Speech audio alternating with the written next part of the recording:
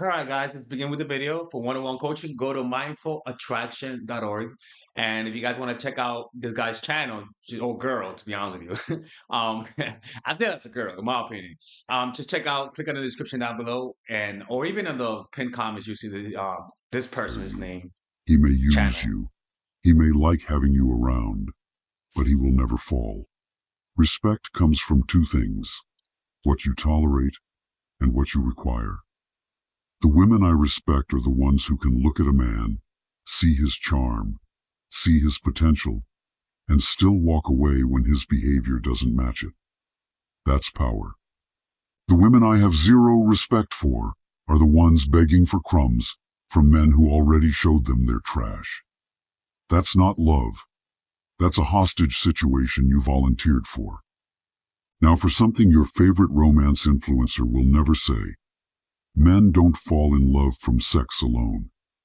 They fall in love when sex is paired with emotional exclusivity and psychological impact. The sex is just the physical anchor. What actually hooks him is the way he feels around you outside the bed, respected like a man. Yeah, anytime a guy falls in love with you because of the sex, that's not love.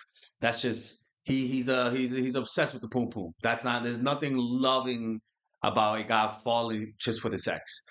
If you use sex to keep a guy, he's not in love with you. He's just obsessed with you. And that obsession is similar to the obsession a kid has with a toy. It's not it has no humanity to it. Challenged like a competitor, seen like a human. There's actual research backing this. In a famous 1997 study, psychologist Arthur Aaron had strangers ask each other a series of 36 increasingly personal questions, then stare into each other's eyes for 4 minutes. Many of them reported feeling intense closeness, even falling in love, just from that structured vulnerability. No sex, no filters, just focused attention plus emotional risk. Men fall in love with the woman who can create that depth without smothering, who can open those layers in him without turning into his unpaid therapist. That's a fine edge.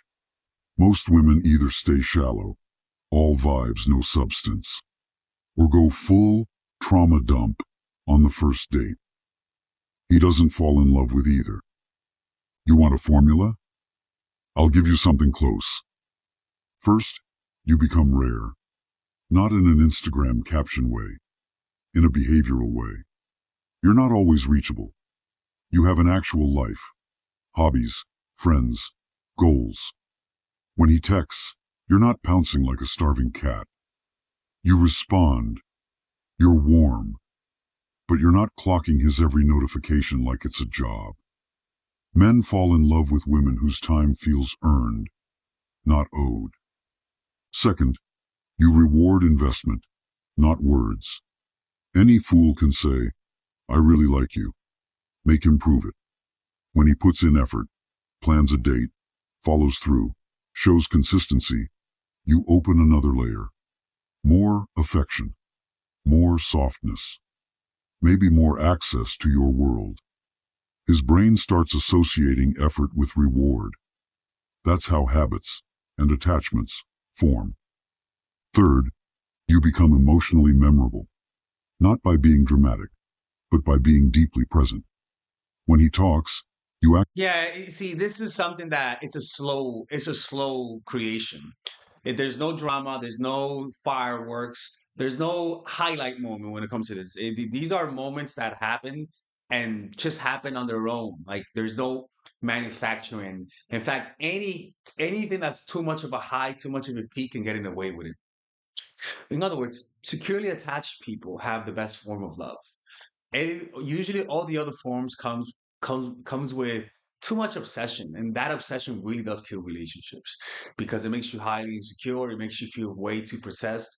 It can make you feel claustrophobic being in a relationship, and there's a certain element of resentment behind a lot of obsession, to be honest with you. This is why I always go towards the securely attached. Okay, securely attached people can fall in love slower. Insecurely and avoidant, it's just too much of a long process and too many mixed signals, and also just too much of a lack of self-awareness within those communities. It just doesn't. It's too unstable. And again, I'm not here to judge people. I'm just saying what I think is best. That's just my opinion. Like you guys don't have to listen to me. I understand. I'm just a YouTuber, to be honest with you. But that's my opinion on it. Anyways, man, let me know what you guys think about this, man. By the way, people, I react to his channels because every time I make a video about him, y'all watch it. So it is what it is, man. His When I react to his videos, they get a lot of views. So pretty much is whatever gets the most views, we react to it. If nobody watches it, then I'm not gonna react to it. Keep sending me recommendations of other YouTubers, please. Okay. Thank you very much, guys.